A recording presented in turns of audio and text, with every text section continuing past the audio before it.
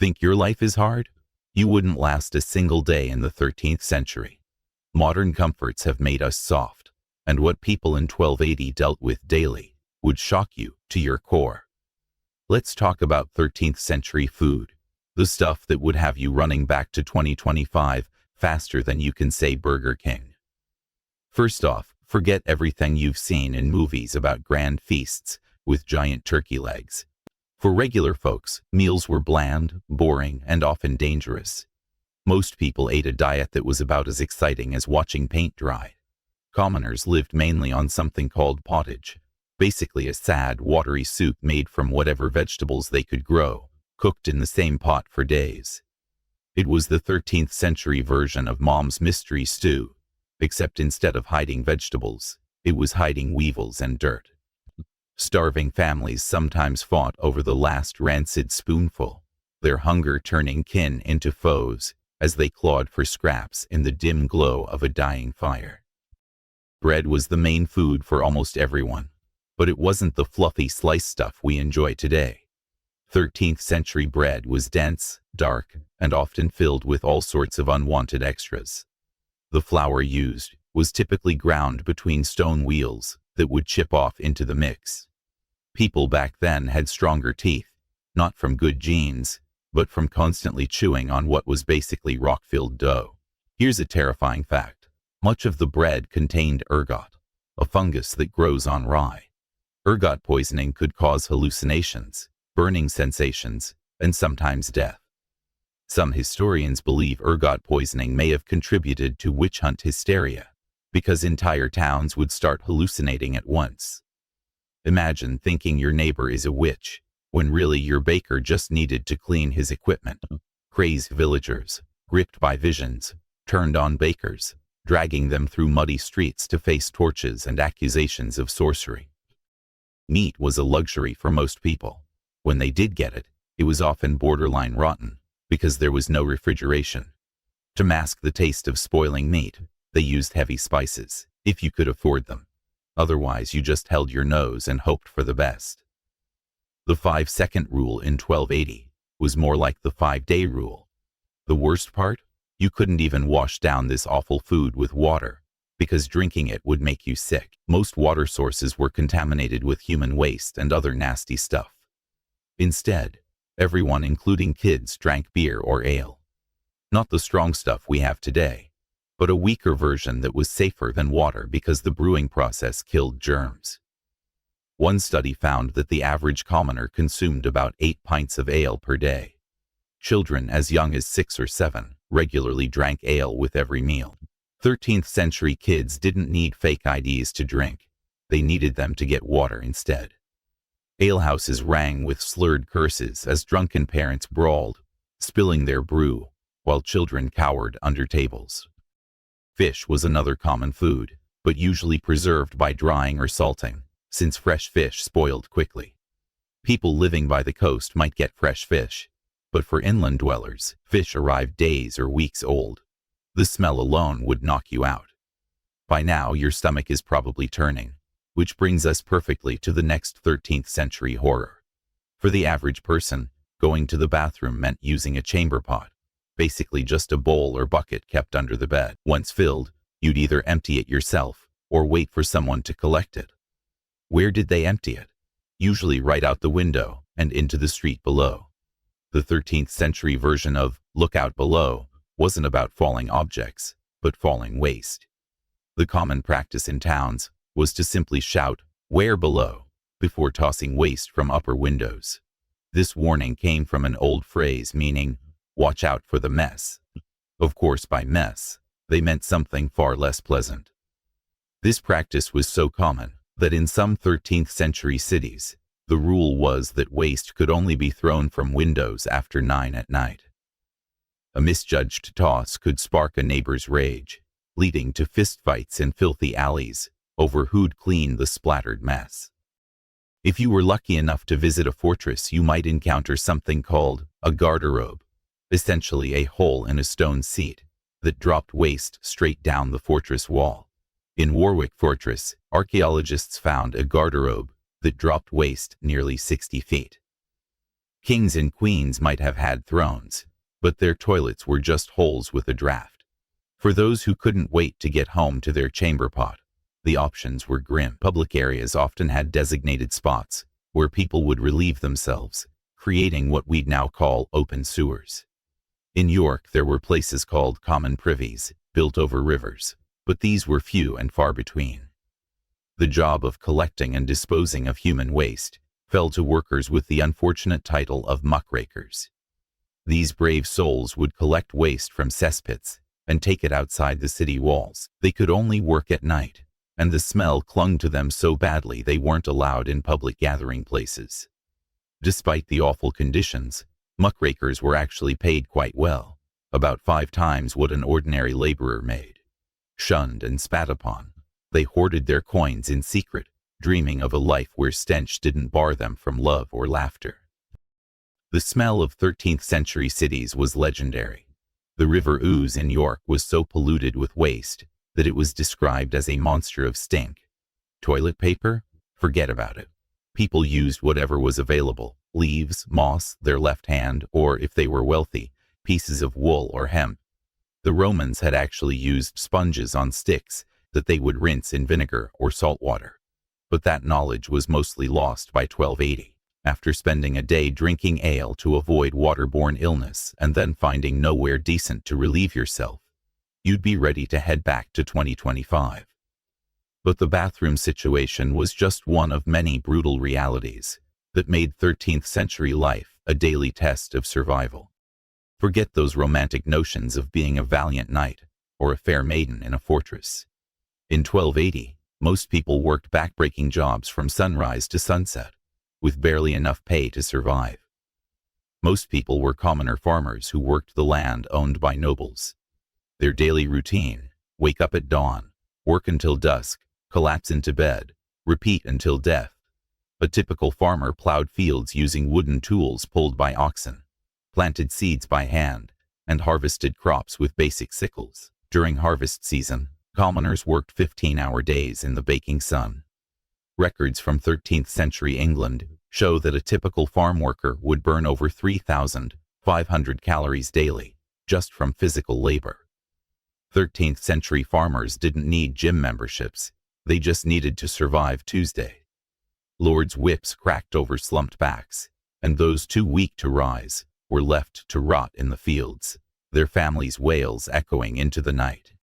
For those not farming, trades and crafts offered alternative careers, though these came with their own hardships. Ironworkers spent their days in smoke-filled forges, breathing in toxic fumes and risking burns and eye injuries.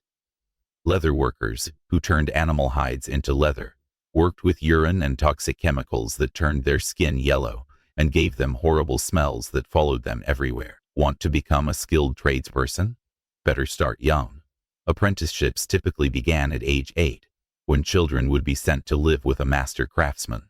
These young apprentices worked 6 or 7 days a week for up to 12 years before they could become journeymen. 13th century career counselors had a pretty simple job selection flowchart. Can you lift heavy things? If yes, farmer. If no, early death. Some jobs were designed specifically for the poor and desperate. Torchbearers were children who carried torches to light the way for wealthy people at night. Dung collectors gathered animal feces to sell to leather workers. The pay for most jobs would barely cover basic survival. A day laborer in 13th century England might earn 1 or 2 halfpennies per day, just enough to buy about 1 loaf of bread. Getting paid minimum wage wasn't a concept. The concept was minimum you need, so you don't die before finishing your work. With such physically demanding work and poor nutrition, your body would wear out quickly. Disease was everywhere. Medicine was practically non-existent, and what passed for healthcare would today be considered torture. 13th century WebMD had just one diagnosis for everything: you're probably going to die. A simple cold or flu that we treat with rest and over-the-counter medicine could be a death sentence. Without understanding of germs or infection, people in 1280 believed illness came from bad air or an imbalance of the 4 bodily humors: blood, phlegm, yellow bile, and black bile. Got a fever?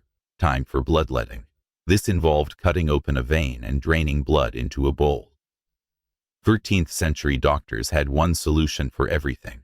You've got too much blood, let me fix that for you. Leeches were another popular treatment. These blood-sucking parasites were applied to the skin to draw out bad blood. One medical text recommended using 60 leeches at once for certain conditions. The mortality rate from disease was staggering. About 25% of children died before age 6, and the average life expectancy was between 25 and 35 years.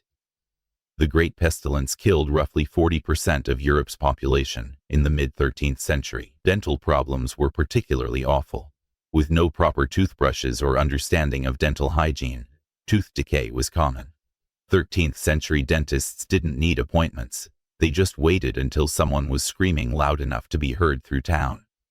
Teeth yanked with rusted tools left victims writhing, their screams drawing crowds who mocked their pain as a spectacle. Even the medicines that were available were often deadly. Mercury was prescribed for everything from skin conditions to syphilis. Their prescription drugs didn't need warning labels about side effects. The side effect was always, might kill you faster than the disease. The worst part? Many diseases spread because of poor understanding of hygiene. Their idea of hand sanitizer was wiping their palms on their already filthy clothes, which is like trying to clean a muddy shoe with a dirty sock. Even if you somehow survived all these 13th century medical treatments, your troubles were far from over. Life in 1280 found plenty of other ways to make each day a challenge. Justice in the 13th century wasn't just blind. It was downright cruel, unfair, and often completely random. The legal system operated on principles that would make modern lawyers scream in horror. First off, laws varied wildly from one town to the next.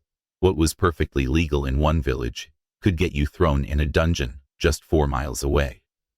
There were no standardized legal codes, and most common people had no idea what was actually against the law until they were accused of breaking it. 13th century Miranda rights consisted of, you have the right to be punished, you have the right to beg for mercy. Good luck with that. False accusations, born of envy, turned friends into foes, as a single lie could doom a soul to the executioner's blade. The punishment rarely fit the crime. Minor offenses like stealing food when you were starving could result in having a hand chopped off. In 13th century England, over 150 different crimes carried the death penalty, including cutting down a tree in the king's forest or stealing property worth more than 10 pence. Trials were nothing like our modern court system. If you were accused of a crime, proving your innocence often involved trial by ordeal. One common method was making the accused carry a red-hot iron bar for 8 feet. If your burns healed cleanly within 2 days, you were innocent. If they became infected, which was almost guaranteed without modern medicine, you were guilty. Their version of a lie detector test was basically, let's see if God stops this painful thing from hurting you. Another popular method was trial by water. The accused was tied up and thrown into a river or lake. If you sank, you were innocent. If you floated, you were guilty and executed. The logic, water being pure, would reject the guilty. This created a literal no-win situation for the accused. For those found guilty, execution methods were designed to be as public and terrifying as possible. Hanging was actually one of the more merciful methods, drawing and quartering, where the condemned was dragged through streets by horses, hanged until nearly dead, disemboweled while still alive, beheaded, and then cut into 4 pieces, was reserved for the worst crimes, like treason. Public executions were community events, often drawing huge crowds who brought food and drinks as if attending a festival. 13th century entertainment options were limited. You could watch someone being executed, or stay home and stare at your wall. Most people chose the execution. Nobles rarely faced the same justice system as commoners.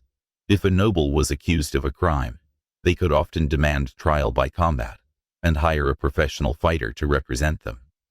Rich criminals could also pay compensation money to victims' families to avoid punishment. Meanwhile, poor people accused of crimes had virtually no defense options. What about jails? 13th century prisons weren't meant for long-term punishment. They were holding cells until your actual punishment could be carried out. These dungeons were dark, overcrowded pits, where prisoners were often chained to walls or floors. No food was provided by the state. Prisoners relied on family members to bring meals, or they simply starved. Torture was a standard part of the legal process, used not just for punishment, but to extract confession. Devices like the rack, which stretched limbs until joints dislocated, the spiked coffin, or a coffin-like container, lined with spikes, and thumb screws, which crushed fingers, were used to get confessions, true or false. Most people confessed to anything, just to end the torture, which usually led to execution anyway. The 13th century justice system's motto might as well have been, confess or suffer, then suffer. Public humiliation was a common punishment for minor offenses. Being locked in the stocks meant sitting in a public square with your head and hands trapped between wooden boards, while townspeople threw rotten food, mud, and worse at you. The ducking stool was used mainly for women accused of gossiping or arguing with their husbands. They would be strapped to a chair and repeatedly dunked underwater. 13th century law enforcement was equally primitive. There were no professional police. Towns hired night watchmen, who were often elderly men considered too old for regular work. Their main duty was to raise the alarm if they spotted a crime or fire. 13th century cops didn't read you your rights. They just shouted, "Halt, villain," and hoped someone in the crowd would stick out a leg to trip you. Even if you were innocent, simply being accused of a crime could ruin your life. The concept of innocent until proven guilty didn't exist. Once accused, you were basically presumed guilty, and the burden was on you to somehow prove otherwise through these horrific ordeals or trials. If the legal system didn't kill you, perhaps you'd survive long enough to experience another 13th century terror. 13th century warfare was nothing like what you see in movies. Forget glorious battles with shining knights charging across open fields. Real 13th century combat was chaotic, brutal, and almost certainly fatal for the average person. Wars happened constantly. During the Barons' War, between English nobles and the crown, fighting dragged on from 1264 to 1267. That's years of on and off conflict. The average person in 1280 would experience multiple wars during their lifetime. Unlike today, where many people live their entire lives without seeing combat firsthand. Villages burned in the night, and survivors fled with nothing but screams, haunted by the stench of charred homes. Let's talk about armor. Only the wealthiest knights could afford full-plate armor, which cost roughly the equivalent of a modern luxury SUV.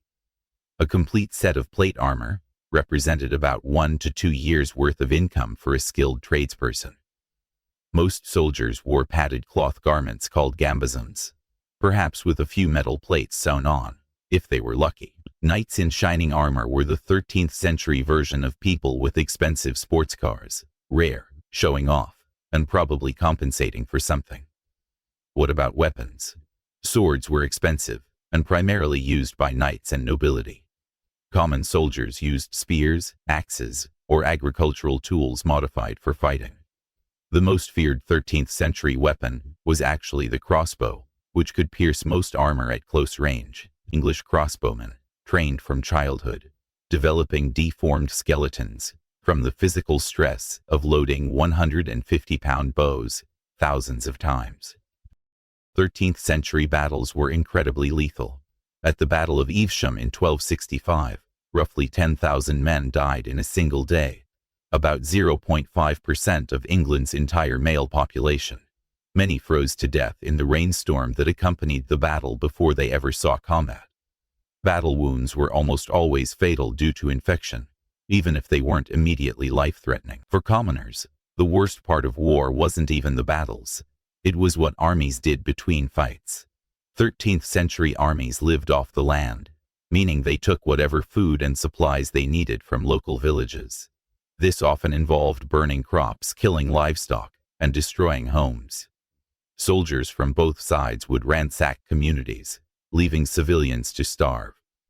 The 13th century version of "support our troops" meant, "Please don't take all our food and burn our houses." Leeches were particularly horrific. When an army surrounded a fortress or walled town, those trapped inside faced slow starvation. During the siege of York in 1264, inhabitants resorted to eating rats, cats, and eventually each other. Sieges could last months or even years. The siege of Acre during the Crusades lasted 2 years. Disease killed far more soldiers than actual fighting. Armies created perfect conditions for illness. Thousands of men living in close quarters, with poor sanitation, limited food, and contaminated water. During the Crusades, European armies often lost a third of their men to disease before ever reaching their destination. 13th century army medics had 2 treatments: rub some dirt on it for minor wounds, and prepare to meet your maker for everything else. Civilians caught in war zones faced terrible choices. Fleeing meant abandoning homes and possessions, possibly facing starvation on the road. Staying meant risking violence from passing armies. Women and children weren't spared. 13th century chronicles describe entire villages being slaughtered, regardless of age or gender. If somehow you managed to avoid getting drafted into these bloody conflicts, survived the roaming armies, and didn't starve from war-caused famines, you'd still have to endure the general misery of everyday 13th century life. The smell hit you first.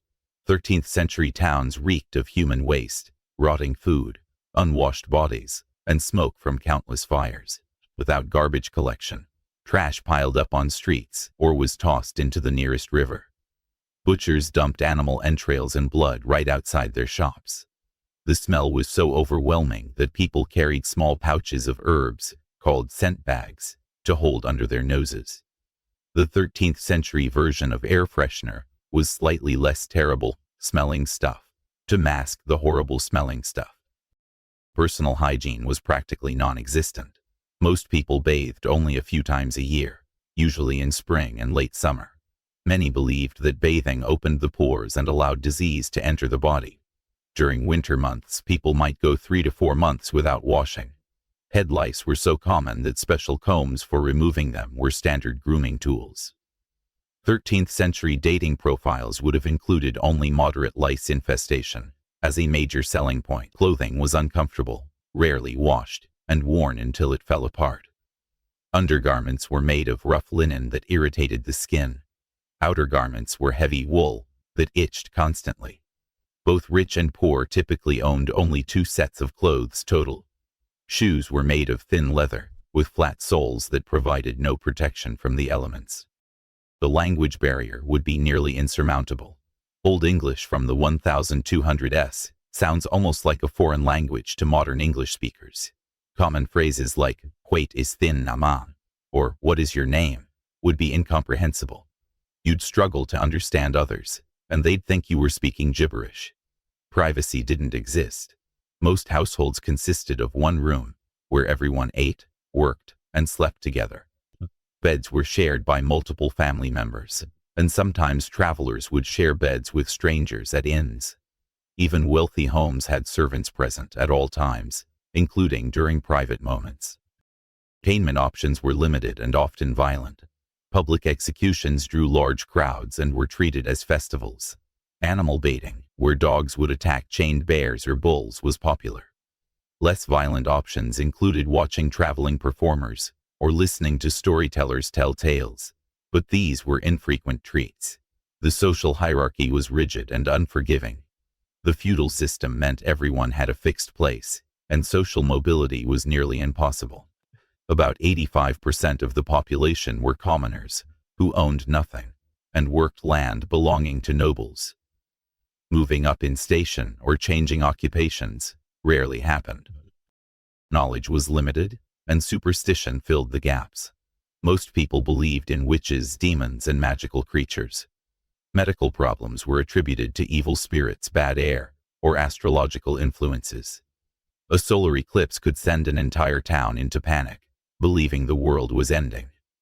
13th century fact-checking consisted of asking the oldest person in the village if they'd heard the same thing before. Communication was slow and unreliable. News traveled at the speed of a walking messenger or horseback rider. Information from 40 miles away might take days to arrive, and news from other countries could take months, if it arrived at all. By this point in our journey through 13th century horrors, you'd be desperately searching for a way back to your comfortable 2025 life, with its antibiotics, indoor plumbing, human rights, and deodorant. The past may seem romantic in books and movies, but the reality of 13th century life was a daily struggle that few of us modern humans could endure, even for a day.